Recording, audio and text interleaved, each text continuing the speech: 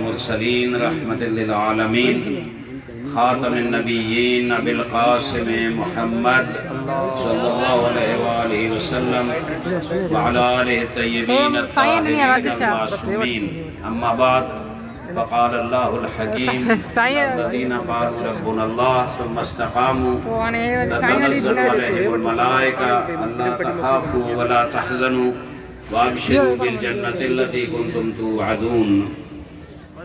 میں سب سے پہلے جی ایس او کے جوانوں کو ان انتہائی اپنی بزرگوار قیادت اور اپنے قومی پلیٹ فارم کے مخلصین کو اور ان نظریاتی جوانوں کو جو ایک نظریہ رکھتے ہیں، ایک سوچ رکھتے ہیں، فکر رکھتے ہیں، اس کے لیے جد و جہد کر رہے ہیں، جہاں اپنی تعلیم اور تربیت پہ توجہ دے رہے ہیں، وہاں اپنے قومی مسائل کے لیے اپنی قیادت کے ساتھ قومی دھارے میں بہت بڑی گراں قدر خدمات انجام دے رہے ہیں۔ ان کو خراج تحسین پیش کرتا ہوں۔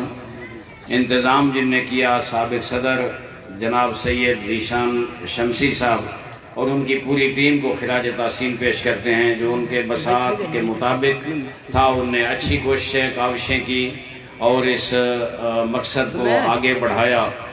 کووڈ-19 کی مشکلات کے باوجود الحمدللہ بہت بیداری، آگاہی اور شعور دیا جوانوں کو، اور جوانوں کو متحد کرنے میں، جوانوں کو اکٹھا کرنے میں، اپنی قیادت کے بازو کو مضبوط کرنے میں اب بڑا کردار ادا کیا۔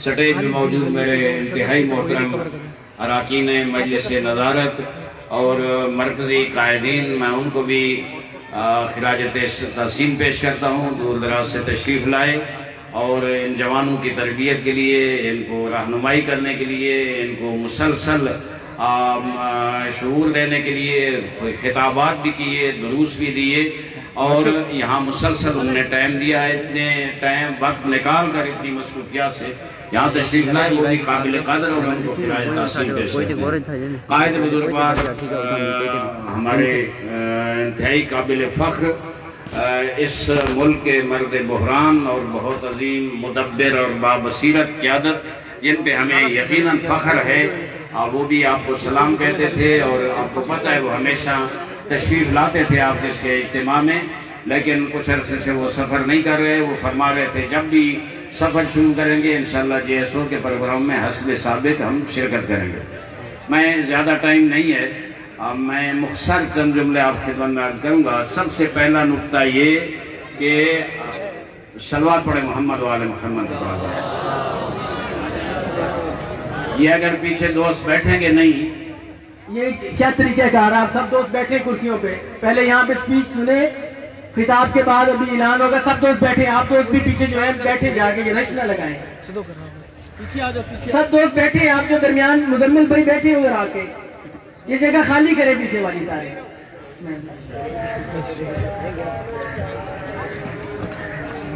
اگر آپ جلدی میں ہیں نا، میں جلدی نئے میر کاروان کا اعلان کروں گا، تو میرے خیال میں اگر آپ سکون سے بیٹھیں گے نہیں تو میں آدھا گھنٹہ خطاب کروں گا، بیٹھ جائیں گے میں 5-10 منٹ میں ختم کر دوں گا۔ صلوات پڑھے محمد۔ پیچھے آ جاؤ، کرسیوں کے پیچھے آ جاؤ، کرسیوں کے پیچھے آ کے رکھ رہے ہیں آپ، کرو وہی بناؤ یار، میں نہیں کہہ رہا کرسیوں تو میں عرض کروں کہ آپ آؤ گے نا سارے آئیں گے آپ کی۔ سب سے پہلی اور انتہائی ضروری چیز آج کے معاشرے میں جو جوانوں کو بہکایا جا رہا ہے، آج کے اس معاشرے میں جہاں مغربی کلچر کو، انڈین کلچر کو فروغ دیا جا رہا ہے، آج کے اس معاشرے میں جو باطل ثقافتوں کو اور باطل عقیدوں اور نظریات کو پھیلایا جا رہا ہے، میڈیا پہ اس کی تشہیر ہو رہی ہے، انٹرنیٹ کے ذریعے تشہیر ہو رہی ہے، اس معاشرے میں زندہ رہنا، اس معاشرے میں اپنے جوانوں کو مکتب اہل بیت کے مطابق چلانا، اس معاشرے میں اہل بیت اطہار کی سیرت طیبہ اور کردار مقدس کو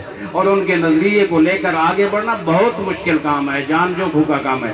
اس لیے میں واقعاً آپ کو سلام پیش کرتا ہوں کہ آپ اس معاشرے سے اٹھ کر اس مقدس پلیٹ فارم، اس مقدس قیادت اور اس مقدس مشن کے لیے آپ شب و روز تگ و دو کر رہے ہیں، محنت کر رہے ہیں۔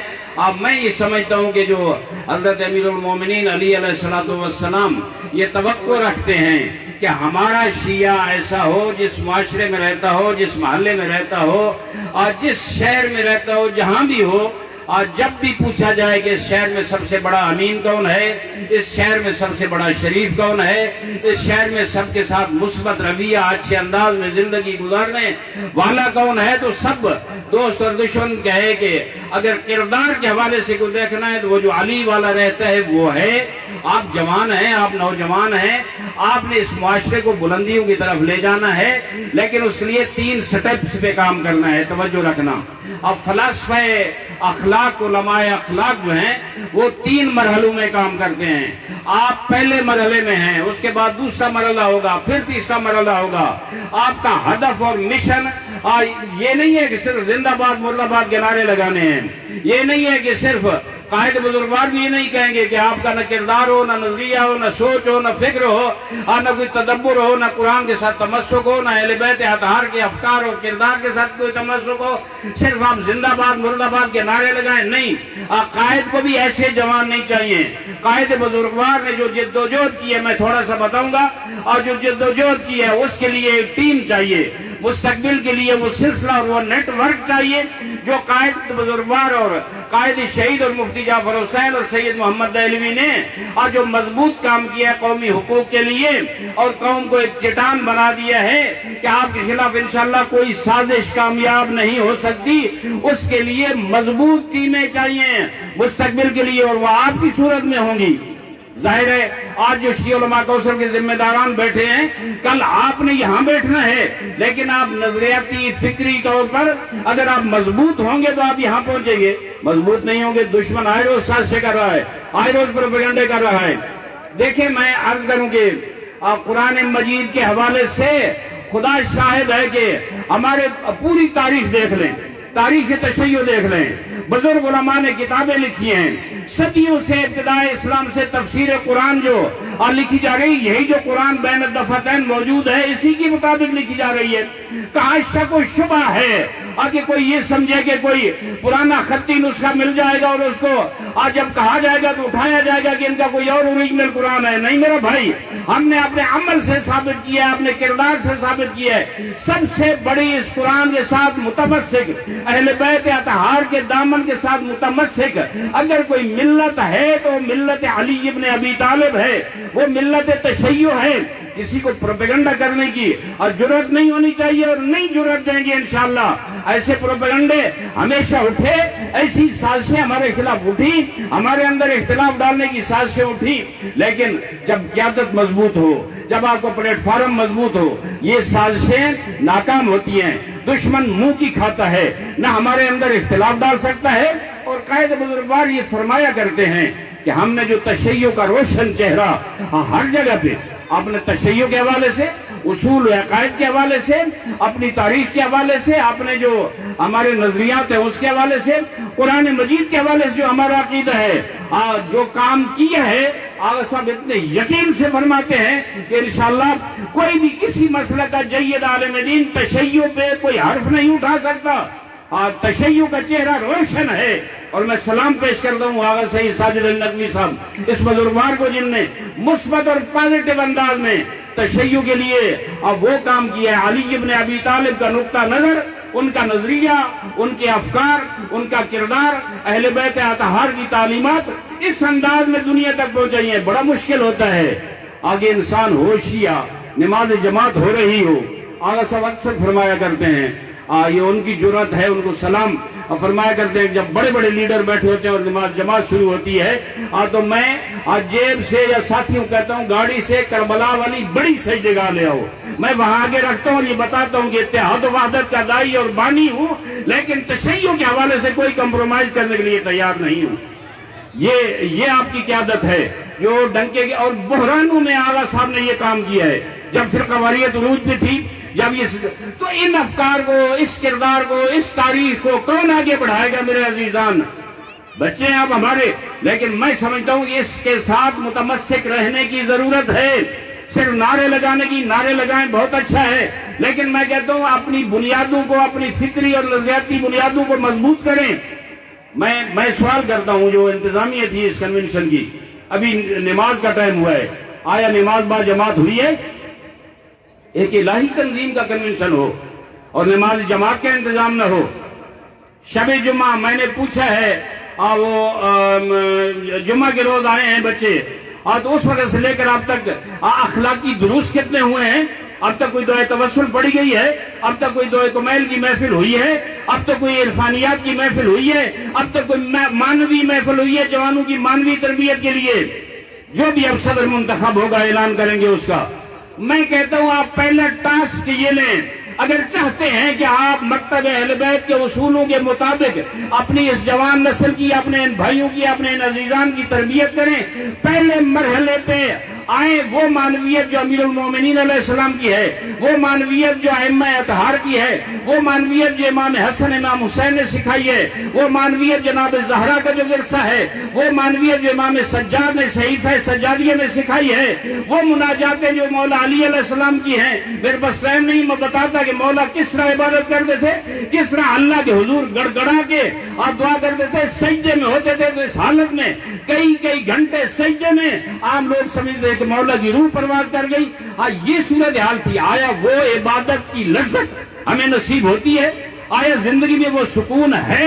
اگر نہیں ہے تو ہمیں اپنی پڑتال کرنی پڑے گی، اپنے آپ کے بارے میں سوچنا پڑے گا کہ ہم کہاں کھڑے ہیں۔ میں بڑے خلوص سے آپ خدمت میں چند جملے کہہ رہا ہوں، میں نے بھی دور کا سفر کرنا ہے، یہ ساتھیوں نے سب نے جانا ہے، لیکن میں کہتا ہوں آئیں اپنے گریبان میں جھانکیں۔ ووٹنگ ہوئی ہے، میں زیادہ انوالو نہیں رہا، کل سے سلسلہ شروع ہے۔ مجھے یہ بتائیں ووٹ امانت ہے یا نہیں؟ میں چاہتا تھا کہ ووٹنگ سے پہلے آپ کے ساتھ گفتگو ہو، لیکن نہیں ہو سکی۔ ووٹ امانت ہے یا نہیں ہے؟ آیا امانت کو امانت کے ساتھ پہنچانا ہے یا نہیں پہنچانا؟ انشاءاللہ آپ نے اس طرح کیا ہوگا۔ اگر نزغیتی جوان ہیں، اگر الہی جوان ہیں، اگر علی والے جوان ہیں، اگر قائد بزرگوار کے پیروکار ہیں، میں کہتا ہوں جس نے ووٹ اس لیے دیا ہے کہ وہ فلاں کینڈیڈیٹ جو ہے وہ اس مشن کو اچھے انداز میں آگے چلانے کی صلاحیت رکھتا ہے، اس لیے دیے تو اس نے عبادت کی ہے۔ یہ بہت بڑی عبادت ہے، اور اپنا فرض بھی نبھایا ہے، اپنا فریضہ ادا کیا ہے۔ اور اگر کسی نے لابیاں بنا کر، کسی نے گروہ بنا کر، کسی نے گروہ بندی کر کے اس کے لیے ووٹ دیا ہے، تو یہ اپنی خواہش نفسانیہ کا ووٹ دیا ہے، جو شیطانی کام ہے۔ یہ عبادت نہیں ہے، یہ عبادت کے خلاف ہے۔ نہ اللہ اس پہ راضی ہے، نہ ائمہ اہل بیت راضی ہیں۔ اب اپنے گرباں ہم بھی شیعہ علماء کوثر میں جب ووٹنگ کراتے ہیں تو دوستوں کو یہی کہتے ہیں کہ یہ چیز مد نظر رکھ کر آپ ووٹ دیں کہ یہ ووٹ میرے پاس امانت ہے، میں اسے دوں۔ آپ نے جس کو ووٹ دیا ہے نا، کل 2 سال جب وہ کام کرے گا، اگر وہ اچھے کام کرے گا تو وہ آپ کے کھاتے میں بھی ثواب لکھا جائے گا، اور اگر وہ کمزوریاں دکھائے گا تو وہ جرم آپ کے کھاتے میں بھی لکھا جائے گا جن نے انتخاب کیا ہے۔ لیکن یہ ذمہ داری تھی، اب آپ نے ووٹ دے دیا، آپ خود جھانکے اپنے گریبان میں کہ یہ ووٹ ٹھیک دیا یا نہیں دیا۔ انشاءاللہ ٹھیک ہوگا۔ ہم تو جو آئے گا ساتھی وہ ہمارا عزیز ہے، ہمارا بچہ ہے، قائد محترم کے اس عظیم کاروان کا حصہ ہے، ہم اسے ساتھ لے کر چلیں گے۔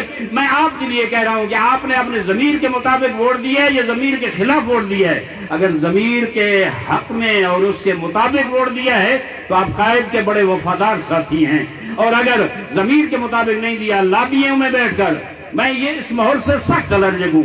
شیعہ علماء کوثر میں بھی اگر یہ ہوتا ہے، میں ہمیشہ آغا صاحب کہتا ہوں کہ یہ اجازت نہ دیں لابیوں کی، گروہوں کی، ان چیزوں کی۔ اس سے معنویت پامال ہوتی ہے، اس سے مکتب آل محمد کا جو کردار ہے وہ پامال ہوتا ہے۔ لذا اپنی تربیت پہ توجہ دیں۔ میں کہہ رہا تھا علماء فلاسفہ اخلاق کا یہ جو جملہ ہے، پہلا مرحلہ ہے تہذیب نفس۔ ہر شخص مکتب اہل بیت کا پیروکار یہ سمجھے کہ میں نے اپنی تہذیب کرنی ہے، اپنی تربیت کرنی ہے، میری ذمہ داری ہے، میں اپنے آپ کو لے جاؤں اس مرحلے پہ۔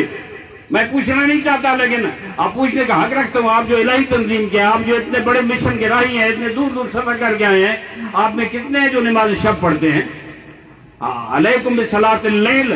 ائمہ فرماتے ہیں کہ صلاۃ اللیل، نماز شب پڑھنا آپ کی کامیابی کا راز ہے۔ آپ اپنے بزرگان کی سیرت پڑھیں، اور جن نے نماز شب کو نہیں چھوڑا وہ کامیابیوں پہ پہنچے، بلندیوں پہ پہنچے۔ ان کو دنیا کا کوئی دشمن، کسی دور کی سپر پاور ان کو نہ جھکا سکی۔ اور امام حسین علیہ السلام بھی آخری دفعہ جب جناب زینب سلام اللہ علیہ کے ساتھ الوداع کرنے آئے تو کہا یا اختی زینب لا تنسینی فی صلاۃ اللیل۔ نماز پنجگانہ کے بارے میں نہیں کہا، وہ تصور بھی نہیں کرتے تھے۔ کہا اے میری پیاری بہن زینب، انہیں پتہ تھا یہ شام کے سفر اور یہ سب کچھ ہوگا، لیکن لا تنسینی فی صلاۃ اللیل، مجھے نماز تہجد کی دعاؤں میں نہ بھولنا۔ یہ امام حسین اپنی بہن کو کہہ رہے ہیں، ہمیں پیغام دے رہے ہیں کہ نماز تہجد مومن کا وطیرہ ہے، مومن کی عادت ہے۔ مومن کو زندگی میں سکون نہیں ہوتا اور جب تک نماز شب نہ پڑھے۔ میں کہتا ہوں آئے ہیں، اگر نہیں ہے اپنے آپ کو اس بلندی کی طرف لے جائیں۔ اور پھر میں ایک جملہ معذرت صاحب کہتا رہتا ہوں، یہ دین اس لیے نہیں آیا کہ صرف آخرت کا ثواب حاصل کرے، یہ دین آخرت کے لیے نہیں بنا، یہ دین اس لیے آیا کہ اس دنیا کو میرے لیے سنوارے، اس دنیا کی زندگی میری سنور جائے۔ اگر دنیا کی زندگی سنور گئی، آخرت خود بخود سنور جائے گی۔ میں اگر اللہ کا بندہ ہوں گا، میرا اگر اللہ کی قدرت پہ یقین ہے، اگر اللہ کی رزاقیت و خلاقیت پہ یقین ہے، اگر مجھے اللہ پہ یقین ہے، تو میں جب اللہ کا بندہ ہوں گا، وہ مجھے دنیا میں بھی سرفراز کرے گا، آخرت میں بھی سرفراز کرے گا۔ میں یہی ریکویسٹ کروں گا، معذرت ساتھ اگر کوئی بات آپ گراں گزری ہو، میں ریکویسٹ کروں گا آئیں اس کاروان کا حصہ بنیں، لیکن وہ مطمع نظر، وہ ہدف، وہ مشن اپنا سامنے رکھ کے آگے بڑھیں۔ دوسری چیز عرض کروں گا، آپ ایک قومی بہت بڑے پلیٹ فارم کے ساتھ وابستہ ہیں، اس کی ایک تاریخ ہے، اور پاکستان میں ہم نے سر جھکانا نہیں سیکھا، سر کٹانا سیکھا ہے، سر جھکانا نہیں سیکھا۔ وہ قائد بزرگوار یہ فرمایا کرتے ہیں کہ ہم کشتیاں جلانے والے نہیں ہیں، ہم تو چراغ بجھا کے چلنے والے ہیں۔ ہم وہ لوگ ہیں، ہم ہر جگہ اپنے حق کے لیے آگے بڑھنا ہمیں سکھایا گیا ہے۔ وہ جو آیت میں نے پڑھی ہے، ان الذین قالوا ربنا اللہ ثم استقاموا، جو کہتے ہیں کہ اللہ ہی میرا پروردگار ہے، پھر استقامت دکھاتے ہیں، ڈٹ جاتے ہیں، اڑ جاتے ہیں، اٹل ہیں اپنے اس پہ، گردن چلی جائے چلی جائے۔ وہ ایک واقعہ دیبل خزائی کا آپ کے خدمت میں ہدیہ کرتا ہوں اور ختم کرتا ہوں۔ دیبل خزائی بہت بڑا شاعر جو جانتے ہیں، اہل بیت کا ماننے والا، محب اور عاشق اہل بیت، گھر تھا، چلتا تھا، جاتا تھا۔ اس وقت دربار میں حکومتیں اس طرح نہیں ہوتی کہ بغیر رکاوٹیں ہوں، اور نہیں، جو آتا تھا دربار میں آ جاتا تھا، بادشاہ سلامت موجود ہوتے، آتا تھا جا کے۔ میں اپنی زبان میں کہوں گا کہ دربار میں پہنچ کر دشمن علی کے مقابلے میں علی علی کرتا تھا۔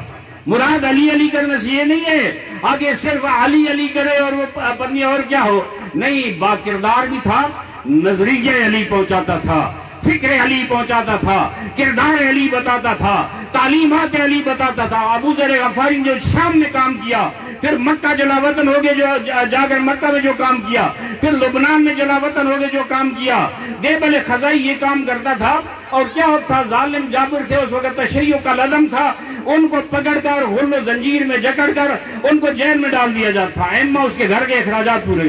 لیکن جب چھوٹتا تھا، گھر 2 دن بچوں کے ساتھ رہتا تھا، پھر وہی مشن ہے، پھر وہ جیل چلا جاتا۔ ایک دفعہ اسی طرح چھوٹا اور 2 دن کے لیے آ کر گھر رہا، پھر چل پڑا تبلیغی جماعت کے انداز میں۔ کسی دوست نے پوچھا رستے میں کہ جناب آپ کہاں جا رہے ہیں؟ کہا میں اپنے مشن پہ جا رہا ہوں، میں اپنے علی کا کردار بتانے جا رہا ہوں۔ تو جس وقت اس دوست سنا، کہا آپ کو پتہ ہے یہ دشمن علی ہیں، صلوات پڑھیں۔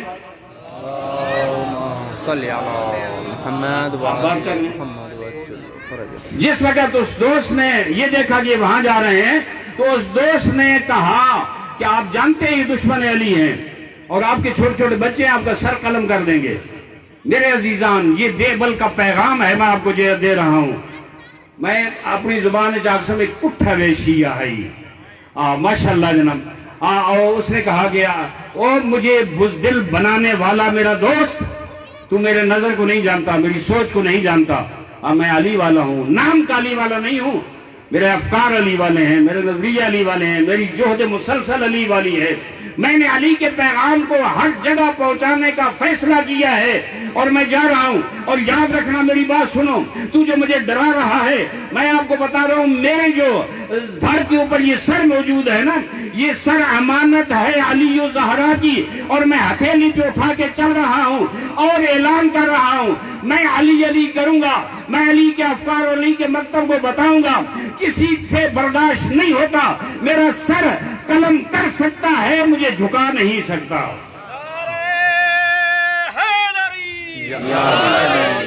مجھے جھکا نہیں سکتا۔ کہا کہ جب میں سر قلم کراؤں گا نا، میں بے وارث نہیں ہوں، توجہ رکھنا، بے وارث نہیں ہوں۔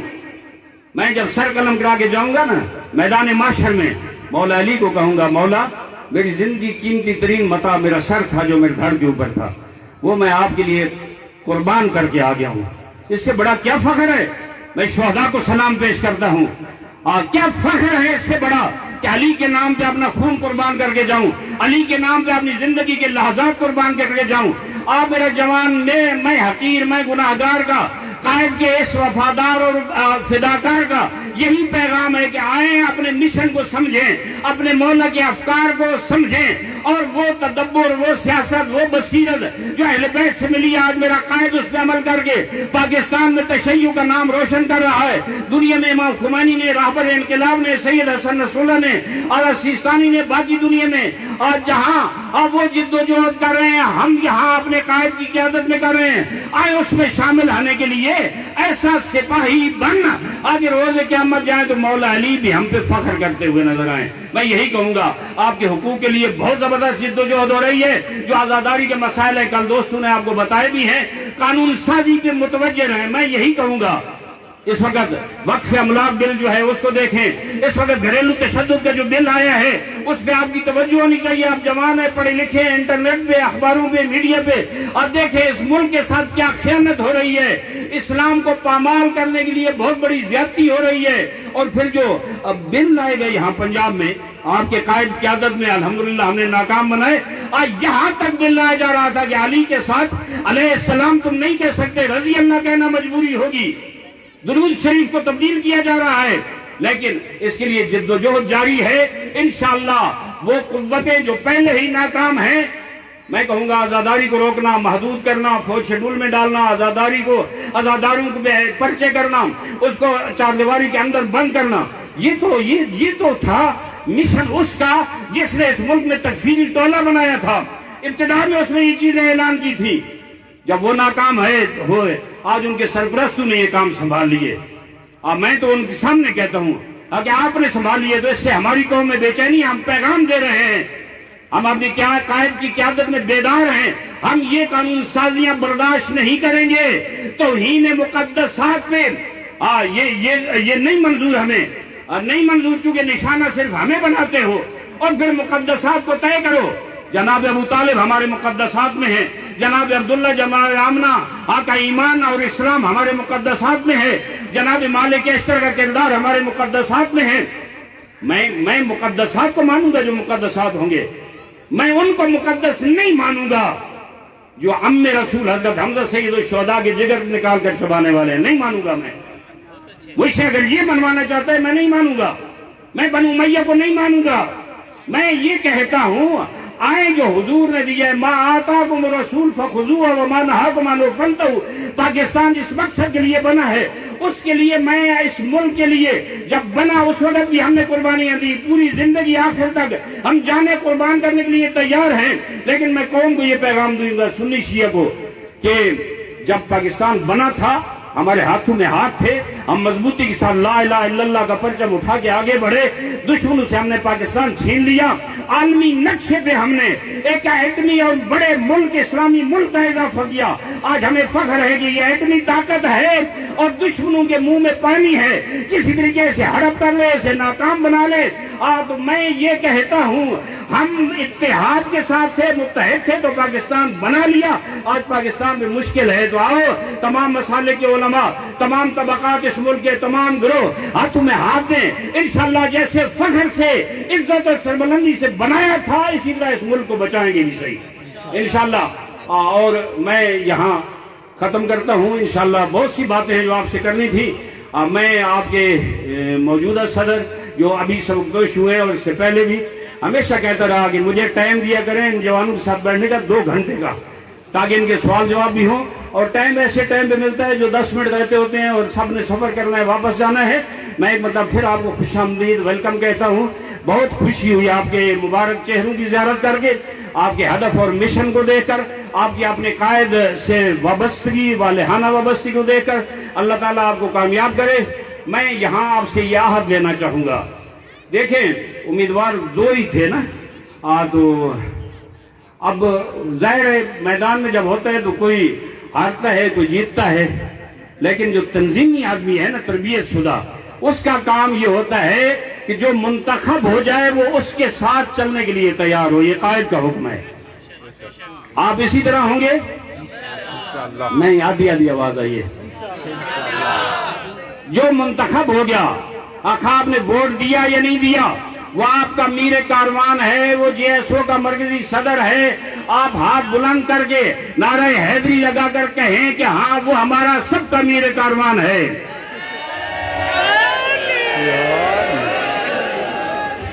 اور مجھے یقین ہے جو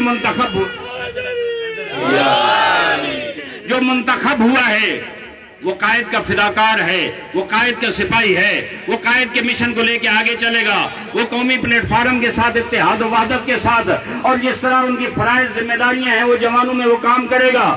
تو میں اس کو سلام پیش کرتا ہوں، میں ان کو خوش آمدید کہتا ہوں. اور یہ کہوں گا کہ جس وقت الیکشن مہم چل رہی تھی نا، کوئی آپ کے ساتھ تھے، کوئی آپ کے مخالف تھے، تو میں چاہوں گا کہ ٹیم وہ بنائیں جو ایک اجتماعی ٹیم ہو. اگر ایک دھڑے کی ٹیم بنائی گئی تو پھر آپ کے لیے مشکلات ہوں گے. اور یہ بھی کہوں گا اگلے جو 2 سال ہیں، ٹینور ہے اگلا، اور اس میں توجہ رکھنا.